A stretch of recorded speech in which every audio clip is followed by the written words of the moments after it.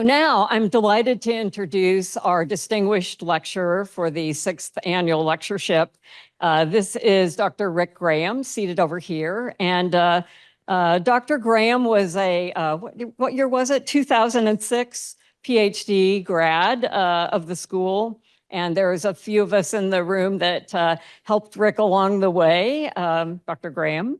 And we are really impressed with Dr. Graham's contributions to the profession as a biotech leader, as an entrepreneur, and for all of the contributions as a scientist. He has published some very high-profile manuscripts. He certainly has led strategic initiatives with biopharma and has contributed to multiple FDA-approved therapies.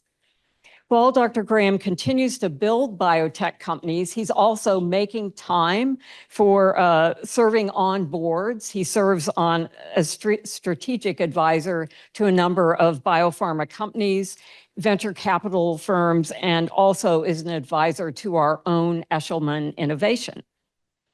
Throughout his career, Dr. Graham has applied his scientific knowledge and his experience to tackle real-world problems. And he's going to share some of that experience with us today. We're going to have this in a much more interactive format, I think very fitting for Rick's style. We are going to have a fireside chat. Now, I actually arranged for a fireplace to be here, but as you can see, the development team beat me to it with a bouquet of flowers. So if you will, just envision the flames of the fire here as we chat about his journey, his experiences here at the school, his career path, and his experience in entrepreneurship. So he's found true success in many things, but most of all, I think, in putting people first. And so if you don't remember anything else about what he has to say, I think that's a very important aspect. So Rick, if you will come up, and please join me in giving a warm welcome to Dr. Rick Graham.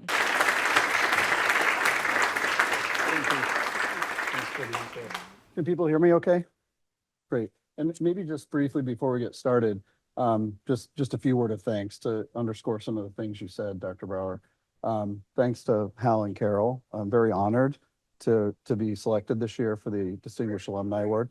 I also appreciate the flexibility in this fireside chat format as I was thinking about telling my story, because again, I want to acknowledge the faculty and the staff that helped me get here. And also I want to inspire the next generation. And to do that, I have to talk about myself. I don't want to stand up here for an hour and talk about myself, so I thought this would be a much better format for that. So anyway, really appreciative of the opportunity. Thank you. Well, I'll start off with the first question for Dr. Graham. So you graduated from the UNC PhD program in 2006, and nearly 20 years later, don't want to date you, but what stands out from that experience? So many things do. One of them is that it was probably the hardest thing I've ever done in my life. That's for sure. Maciek, you remember the qualifying exam back then, right? And it's probably one of those things where it's like, you know, I always tell my kids, I had to walk uphill to school both ways, but it was really hard. I think it had some kinetics in it. It was Yes. It was really hard. And I'm thankful for that because it made me realize I can do hard things. The other is this place was really a springboard for my career, and we'll get into some of that. But if it weren't for this and the training that I had here and the mentorship that I had here, I wouldn't have done anywhere near what I've done in the biotech and pharma industry. And really importantly, this is where I met my wife. So I was telling Dr. Brower earlier, I'm not a rule follower, but I do remember day one. And I can't remember if you were there, but I remember Gary Pollack telling us there's 5 rules, and the first rule is do not date the pharmacy students. But this is where I met my wife. So anyway, lots of life-changing things happened here. So you came to Chapel Hill from the Midwest. Yeah. Tell us a little bit about where you grew up and how that has shaped your outlook. Sure. So I've got a few slides here. Where I come from, innovation's not an option, it's a way of life. I grew up in a really small town in the Midwest. My dad was a mechanic, my mom didn't work. So we had to innovate. So my friends Steve and Jeremy there, we didn't have a hot tub in high school, so we had a boat motor. My Aunt Cindy, you know, she had important things that she had to lock in her car. I'm not going to say what they were, but we needed to lock those up.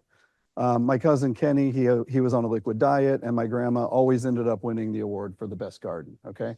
All that said, and I promised my wife I would finish that slide by saying that's all a joke. None of that's really true, because you'd probably leave thinking it might be. But I grew up in a really small town in eastern Iowa. It's right on the hump between Iowa and Illinois, and I was a river kid.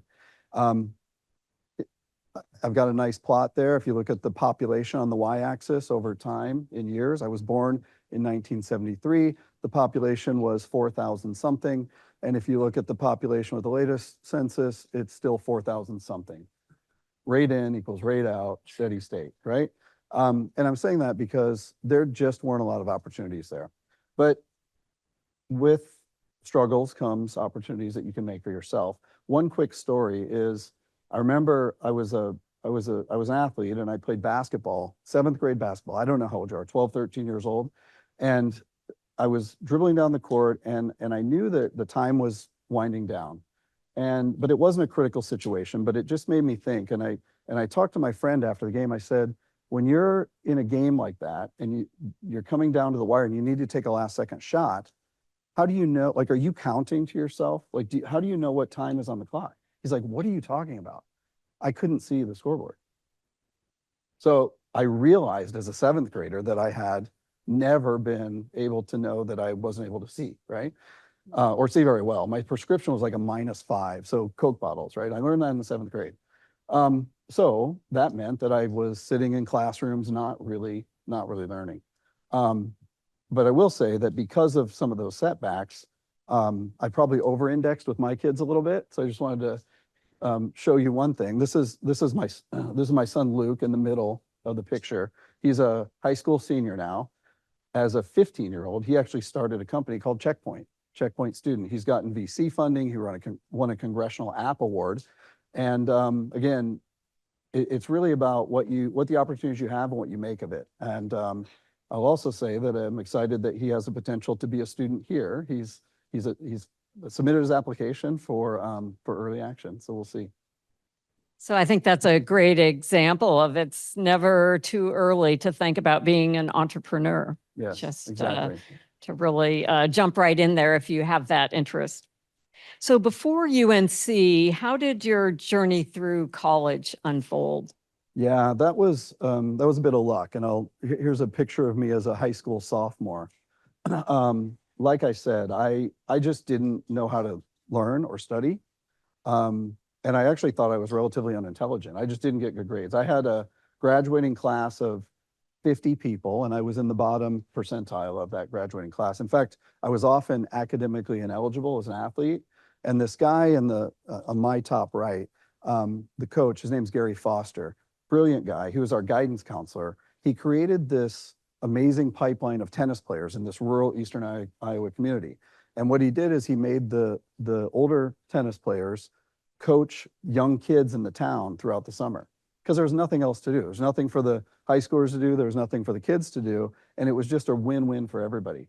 And by doing that, he created this amazing tennis program. So I was a 3-time state tennis champion. And only because of that did I go to college. Nobody around me went to college. My family didn't go to college. And this was a Division III school, co-college. I don't know what the equivalent of a full ride is called for a D3 school, but that's what I got. Everything was paid for, tuition, room and board, and everything else. But I still did not learn how to study. So I was focused on being an athlete. I was trying to figure out how to get the grades I needed, but I couldn't. So at the end of that first year, that opportunity was gone. The financial aid was gone, and I couldn't afford to continue. So that's when I transferred to Iowa State University. I realized I have a choice: either go work on a farm or a factory the rest of my life, which that wasn't for me. I didn't want to do it.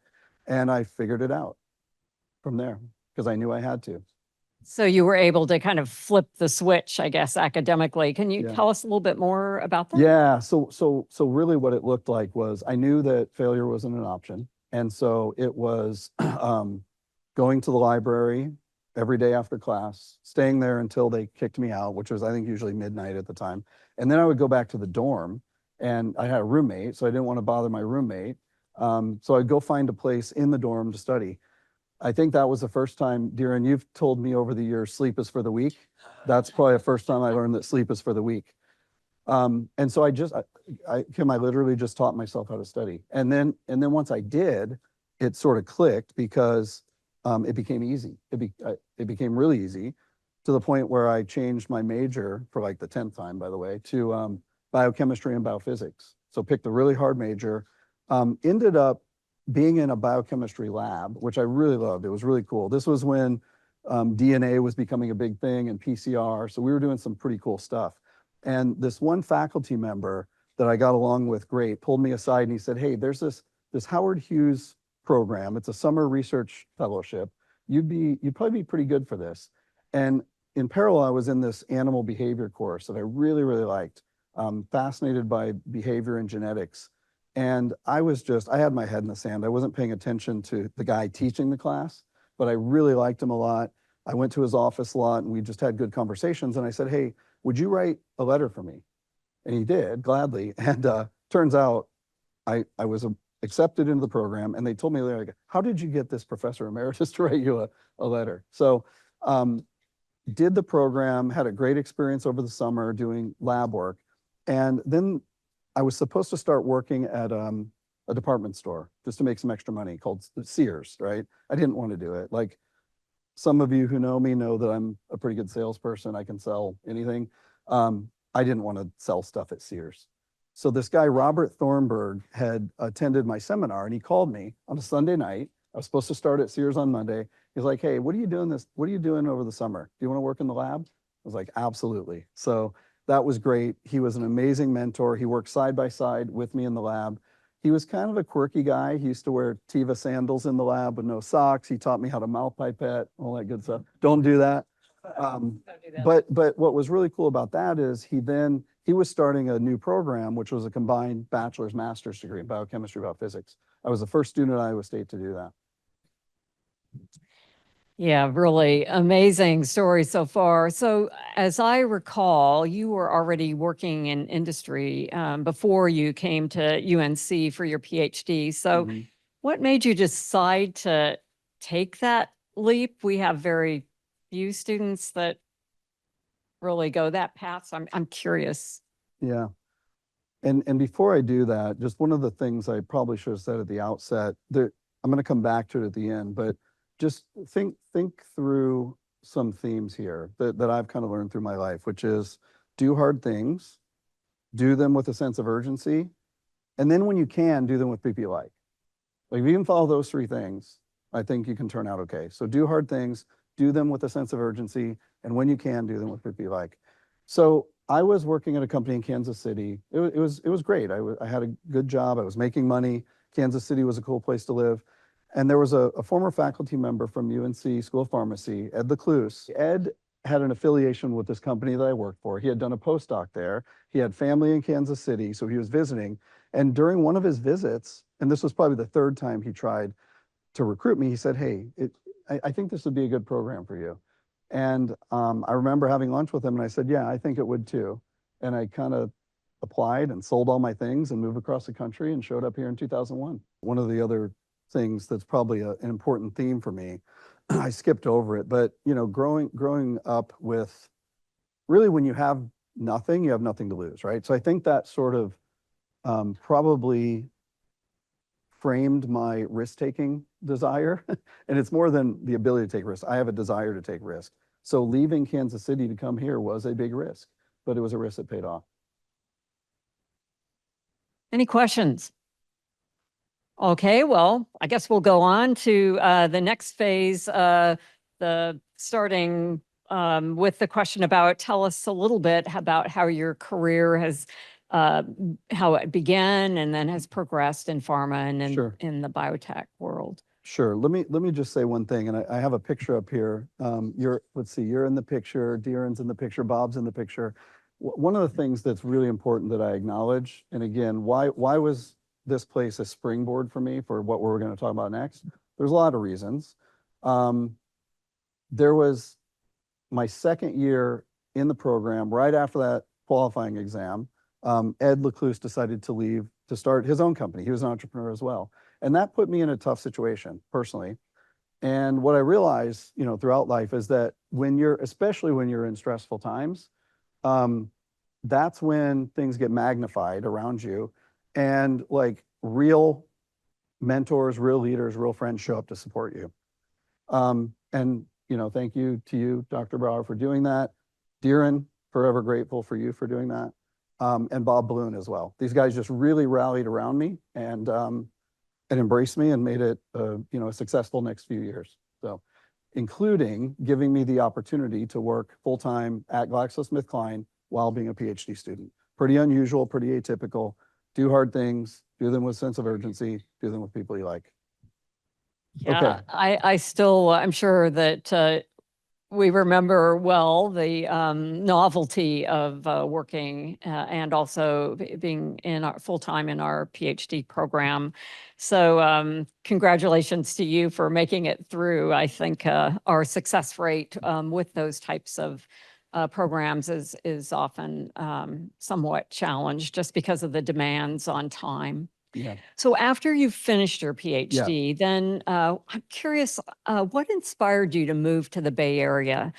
How did that chapter shape your career? Just tell us a little bit more about that. Yeah, sure. So my wife Hiba and I both worked for GlaxoSmithKline. And when we were here back then, that was the place to be. Like if you wanted to be in pharma or biotech, that's where you wanted to work. Also around that time though, the organization that we were part of was going through a lot of restructuring. And so we realized, and we made a promise to each other at that point in time, that we would never have all of our eggs in the same basket, being in the same career. We were not going to work for the same company ever again. So that was part one. Part two was there wasn't a lot in the area for what we wanted to do for other companies. At the time, there just wasn't. No offense to anybody that works in the CRO industry. This is an amazing place for CROs. That wasn't for me. That wasn't for my wife. So we chose the Bay Area for two reasons. One, because of that. The other is because diversity is very important to both of us for different reasons. And we thought that would be a great place to raise kids. And we did. And I was fortunate to end up at a company called Genentech. And I can talk about that here in a minute. And Hiba was very fortunate. Thank you to Angela Kashuba, who was Hiba's fellowship advisor, for helping Hiba get her job at Gilead Sciences. So very thankful for that. What sort of was a highlight for me early on? It was my time at Genentech. I put a few examples of publications up here from my time there, but the first drug that I ever worked on that's now on the market is a treatment for patients with a horrible condition, locally advanced and metastatic basal cell carcinoma. And I've seen these patients, and it's just a horrible condition. And this drug, number one, we developed it from IND filing to approval in 5 years. Do hard things, do them with sense of urgency, right? Secondly, when at the time, Genentech was not wholly owned by Roche. They are now, but there was a partnership, and Roche had the opportunity to opt into programs if it was a good opportunity or not. And Roche gave this program a 0% probability of technical and regulatory success to get approved. So my team and I took that as a challenge. It wasn't 5%, it wasn't 4%, it was 0. And we took that as a challenge, and now that drug is approved around the world. Thirdly, for me as a clinical pharmacologist at the time, this was a clinical pharmacologist's dream, because this was a small molecule that had a 12-day half-life after the first dose. And the joke was, of course, Genentech, their first small molecule would have a half-life like an antibody, right? But I was the person with a team around me that had to figure out why in the world would that drug have a 12-day half-life, number one. And number two, how are we going to support the commercial position that we had to dose it every day? Right? How can you do that, right? And so it was really fascinating. There were two nonlinear pharmacokinetic processes. Maciek, for you, I put this publication up about modeling and simulation. I'm not a first author, but I was not great at modeling and simulation, but I actually got to do some work in that as well. So anyway, that was a highlight for me. Since then, I've been able to work on 4 other drugs that are now on the market. Certainly an impactful career in clinical pharmacology at an outstanding company. So you eventually left Genentech. What drove you to leave, and what did you learn from those kinds of career risks that you have taken along the way? Yeah. Not everything is a success, right? And so let me talk about one of those. So why did I leave? I left because after coming off of that approval and doing all the work that I did, I don't remember how many papers I was able to publish just on that one project. You kind of hit a ceiling and you got to figure out, do you want to be recycled back into another team or do you want to do something else? And I want to do something else. And I was thinking about what that was. A good friend of mine knew that I wanted to do something different, and she introduced me to somebody who's a friend of hers. He was a venture capital partner in New York, and he had an idea, and he wanted to leave his job to start this. And he told me later, he said, it was such a good idea that I couldn't hire a CEO that was going to screw it up. I had to do it myself. And so we had a phone call. I was in San Francisco. He was in New York. We picked a city. We picked Chicago. We both flew there. We spent half a day in the American Airlines lounge talking. And at the end of it, he offered me a job. And it was senior vice president, research and development. I'm pretty young at this point. My kids were very young, and I would have been traveling like crazy. I would have also owned 1% of that company, which is pretty significant. And I turned it down for those reasons. I had a young family. It was a pretty big risk going from like a big pharmaceutical company to the first employee hired. 5 years later, that company sold for $8 billion. And I, do I regret it? No, I don't, because I made the decision for the right reason. But I don't always jump in and take the risk. That would have been a ready, fire, aim type of risk. I didn't do it. But it wasn't a win.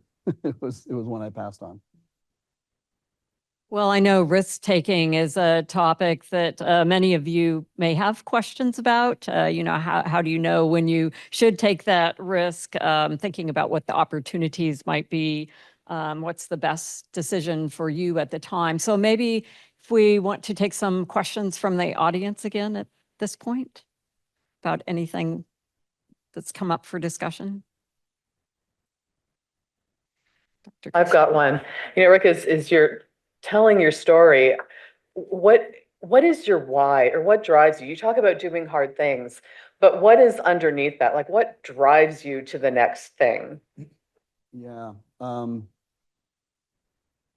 My honest answer is I really don't know like what the clear answer is. What I think it might be is that I like building teams that can solve problems. I like leading those teams.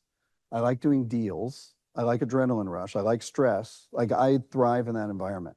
And so, I'll talk about some of the examples and probably in more of a story format about what drives me toward that now. But just to give you a sense of it, is like my business partner, Scott Ogle. Scott, can you raise your hand? Scott is here.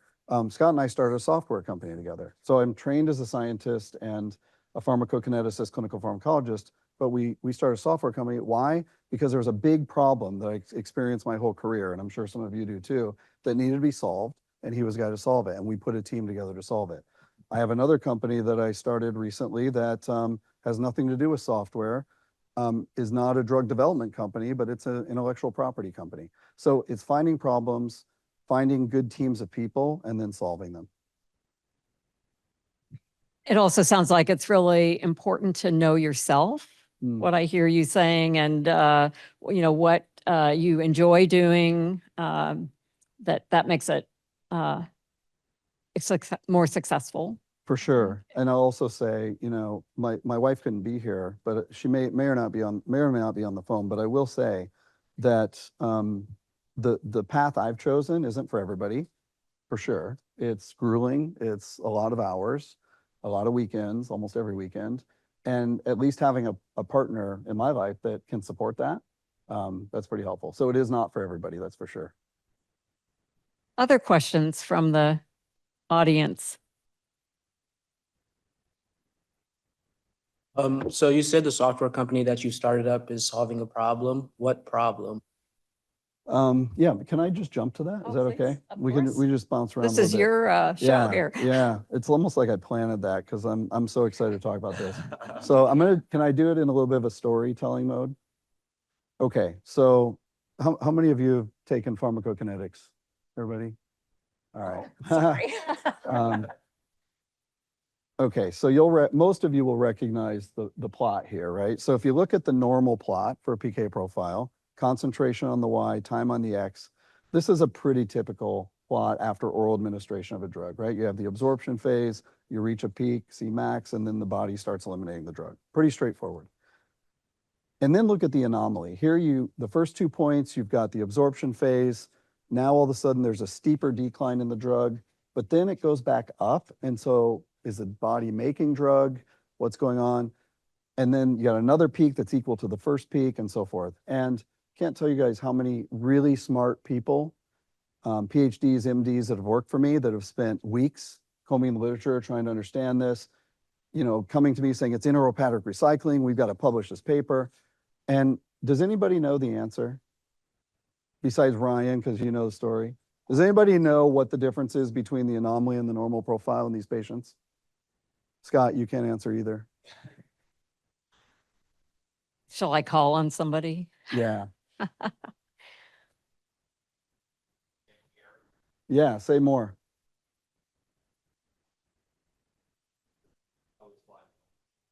Yeah. Smart kid. Can you graduate him now? He's done. Yeah, you're exactly right. So actually, if you look at the anomaly profile, switch those 2 red dots. Just switch those 2 red dots, and it's the exact profile. Hey, I think this should be a qualifying exam question, right? Because this happens all the time. And I got to a point, there was a situation when I was working at Genentech where I was fortunate enough to be asked to lead a task force to figure out what was happening in 2 new drug applications that we had submitted. This was a pretty big deal. Regulatory authorities were involved. And I put this task force together. We mapped out from the time a sample is collected at a clinical trial site to the time it's reported in an application, what happens to it. And that was the aha moment for me. When you realize there's like 5 people in the world that know what you know, and they're all right around the table with you. And I realized that what happens is the clinical trial sites, these are people who are very overworked. They're often underpaid. There's a lot of turnover, and they're writing on pieces of paper. They're writing on their gloves. They're writing on paper towels. And then later they're entering that into an electronic data capture system. It's like 1970s, right, Scott Ogle? And so anyway, that was to your question. What was the problem? That's the problem. What did I do to solve it? Well, that's me and Scott on my 30th birthday at his parents' house.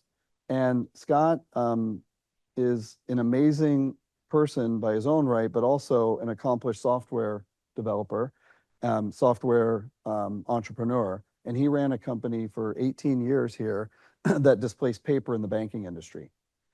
Turns out that, how did I know Scott? You might ask. My wife and Scott's wife were friends in middle school in Durham. So I knew Scott. We met in 2002. So we've been friends ever since. He had sold SageWorks. I had this problem that I kept experiencing and I needed somebody to solve it. And he was the first person in like 6 years to listen to me, and we started a company. A great story. I think there were some other questions. Okay, way in the back. Hi. Okay. Yeah. Thank you for being here. Oh, we're on the screen. That's crazy. Didn't know that. I was going to ask, so you keep talking about how important it is to like meet people and make those connections, but how do you maintain those when you might not need those people for, another 10 or 20 years? Yeah, I talked about this with a handful of students this morning, and I'll reiterate what I said. I have it at the title here. I really think everything good happens through conversations and relationships. I really mean that. And how do I do it? I spend a lot of time, I always have, and I probably learned that from my mentors, just making sure that I network with people. Usually that's me giving, but sometimes I need something as well. And so just establishing and maintaining those relationships over many, many years has served me well. I've got to add to that. So in addition to the amazing graduate students, postdoctoral fellows, and faculty that we have here in the UNC Eshelman School of Pharmacy, we also have 8,800 plus alumni, many of which are very engaged. And I think all of you certainly have the opportunity to get to know some of these amazing alums. And so take advantage of that in the various engagement opportunities that we have at the alumni weekend when we have guests like this, because that is the beginning of the networks. And you'll find Carolina alums all over the world. So it's a great university, I think, in that respect. Let's see, another question. So looking back, what would you tell your younger self as a UNC PhD student today?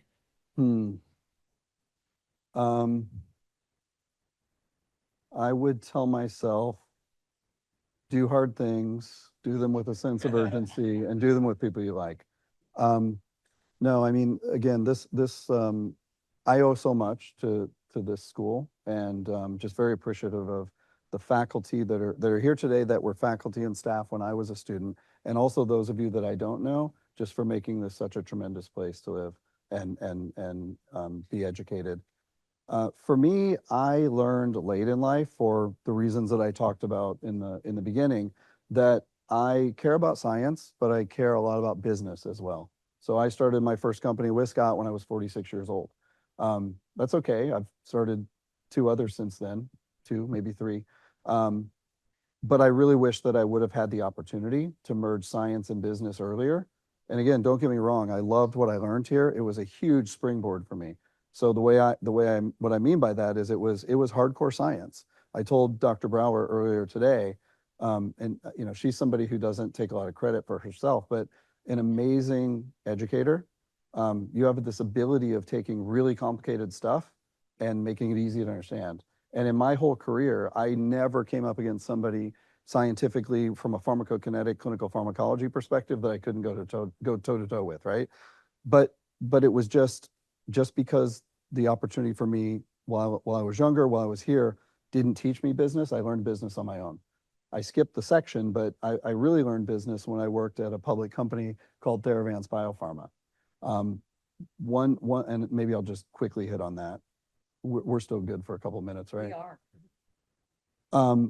So when I joined the company back in 2015, I was hired to head a department, but there was also this really important project that was going on. And it turns out that the project team leader had resigned just as I was coming into the company. And so they kind of baited and switched me, which is, we're going to hire you for 2 jobs, pay you for 1. So I was the department head and the team leader. But that was great for me because I took on this project at IND filing. We ended up designing a very novel, different type of study that most people didn't want to embrace. But instead of doing the typical $50 million phase 2 study in IBD, I said, why don't we do more of a translational medicine study? Why don't we spend $10 million, dip our toes in, collect what we needed to collect to advance to the next stage? We did that with this adaptive design. We ended up having 10 big pharma companies around the table with 13 patients worth of data from that study. And we ended up deciding that we wanted to work with the world leader in IBD. We had multiple offers, and that was Janssen, and we did a partnership with them. It was a $100 million upfront deal, 13 patients worth of data. Remember, we spent 10 million on the prior study, maybe 5 million on phase 1, 100 million upfront, and a total deal structure of up to $1 billion with various milestones. I kind of got addicted to doing deals based on that. And, but I also then sort of matriculated into another role at Theravance, which was head of research and development. And it's a long story about how that happened. But importantly for me, all of a sudden, I was responsible for a large group of people and a big budget, a couple $100 million budget. And when you have that responsibility at a public company, you kind of have to figure things out, right? And so anyway, that's an important learning for me. And it comes back to your question, what would I do different? Looking back, it's really around merging science and business earlier.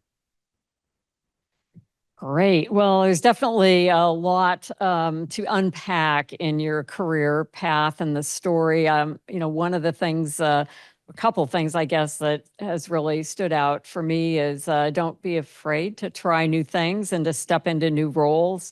And also resilience is really important because it's not always a easy path. It's rarely an easy path and usually a lot of hard work. How about more questions from the students? Dr. Bluen. Rick, thank you so much for sharing your story. And I'm particularly pleased to see that there are so many students here in the room. One of the things that you really embraced throughout your career was not only a willingness to take risk, but a willingness to accept failure and to take advantage of that experience and move forward. The students in the room probably have not experienced failure just because they've been very fortunate in their life to be highly successful in everything that they decide to pursue. Could you share some of your own reflections on how you adapted yourself, to be more embracing of the circumstances that you were presented with, including failure, and how you were able to grow and move forward because of it? Yeah, thank you for asking that. It's not only a super important question, but one I struggle with a lot with my own kids. I think just speaking briefly about myself, answering your question, I really do attribute it to the fact that just when you grow up and don't have much, you have to figure it out. So my slide at the beginning was a joke on the one hand, but on the other, it's not really. You've got to find a way. And so, my whole life has been uncertainty, like real uncertainty. Even when I was here and Ed left and you guys surrounded me and helped me. What I really struggle with, Bob, is my kids. They're 18 and 16 now. And like I said before, we over-index with our kids. And they've really not had to struggle. And I don't know what the right answer is. I just know that personally, I think it's helped me having to struggle. I don't know if I did the right thing by over-indexing them and not making them struggle, because I think that's important. Great question from our former dean and provost, Bob Bluen, in case those of you in the room haven't had an opportunity to meet him. Other questions from the group? Abigail. If you had one tip for making yourself memorable at a networking event where there might be hundreds of other students, what would that tip be, regardless of, your personal stage in PhD or achievements? Making yourself memorable to who? Someone you've perhaps not met before. So you go to a panelist event and you've sat in an audience. Afterwards, you go and approach the panelists. Never talked to them before. Yeah. Confidence and charisma is, and I'm not going to give you one because there's multiple. You have to be ultra confident. You got to believe in yourself. Charisma, I think we all know what that means. And I would spend more time asking questions and understanding about what they care about versus talking about yourself. That said, give them one really important, memorable thing. Great. Other questions? Roy. Thank you, Rick, for coming today. You mentioned a couple of times that you wish you had access to business experience. Yeah. What components of business experience do you think would be particularly helpful for the students here if they can't pull together an MBA, right? What would be the areas that you'd have them focus on? Yeah, I mean, it's hard because it depends on what they ultimately want to do. And as you know, Roy, there's so many things. But me personally, I like to start new companies. I like to build businesses. And so just entrepreneurship, I think what it means to raise capital, that's an important part. What it means to be around a really good team, because that's part of raising capital. How do you get an idea? How do you form a company? Most people probably don't know about something called QSBS. Scott, you know about QSBS. Really important to set your company up the right way from a tax structure point of view. There's so many things I've learned, but I've had to teach myself. Other questions? We still have a few minutes. Anything come to mind? What about putting people first? Did you want to make any more comments about that with respect to how you've led, being a leader and the importance of that? I can, but I think, is that Oh, Alex? is there another maybe had a question back there? Sorry. Oh, Oh, thanks. Mike. Oh, I had Mike. Brian Kepler, my first graduate student in it. That was so Yeah, cool. yeah. Yeah, that's right. And my question has to go, you had mentioned, what you wanted to learn as a PhD student. You mentioned business. It depends on what a student wants. Yeah. And so we are struggling, I wouldn't say struggling, but we are looking for opportunities to diversify the way we train our PhD students in particular, but graduate education in general, thinking about other skill sets besides the deep dive in science that you enjoyed so much. So what are some of those really universal skills that we could incorporate? Obviously, raising money for VC or through VC isn't going to be a universal skill for all of our students, but are there things we should be looking at in order to incorporate them into our qualifying exams, into our dissertation processes, into the coursework that would help them and facilitate their transition to any job outside, but especially in the context of biotech entrepreneurialism? Does that make sense as a question? It makes sense. I don't have a good answer. It is something that Angela and I have been talking about in terms of what that might look like. But again, it's really hard because there's so many different opportunities. You're trying to train students for all those different opportunities. So really tough question. I don't have a great answer. Sorry. Maybe just to answer your question about putting people first. Yeah, I mean, I had a lot to talk about in a short amount of time, and I skipped over a lot of things, but you probably picked up on it. There are so many people that have mentored me throughout my career, many of whom are in this room. And therefore is important to me to give back. And I've spent a lot of time doing that. So I mentioned networking earlier. Part of my networking is I've spent a lot of time over the years mentoring people on a group basis, on an individual basis. And I just think that's really important to do. Very important. Any other questions? We still have a few minutes here. I think there might have been a question in the chat. Oh, okay, It that'd be popped great. up. And maybe someone's taking a look at that. Joellen, did you? For your time today. You mentioned specifically charisma and courage. So I'm curious with your children, because I think maybe we can extrapolate that to our professional students and graduate students. Yeah. Like, how have you worked to instill that in them? Yeah, great question. Both of my kids have a lot of confidence, which is great. And I think that's important. How have we instilled that in them? When they were very young, we just threw them into situations. We would put them around a lot of other kids. We weren't those sort of ultra protective parents. I think that was helpful. They're both athletes as well. I think that has made a big deal. They're both varsity tennis players, and just having that camaraderie and learning how to win together, lose together, and support your team. And they take pride in what they do, and they're good at what you do, good at what they do. And when you're good at it, then you should be able to have the confidence and believe in yourself. Yeah. And otherwise, just generally always encouraging them, trying to be good parents. And the question in the chat was?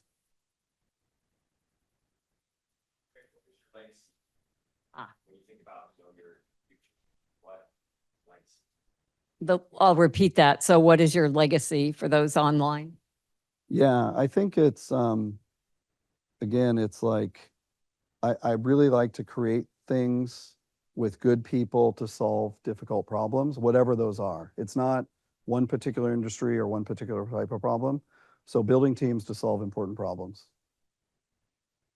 Well, I think we'll end with that. Congratulations, Dr. Rick Graham, for sharing with us your story, your entire story. I think it's really been great to hear all that you've had to share with us. And we are so pleased that you were able to make the time to come today to talk with us and to be the Kohn Distinguished Alumni Lecturer. So thank you. A special thanks to Hal and Carol Kohn for making this lectureship possible. We are truly grateful.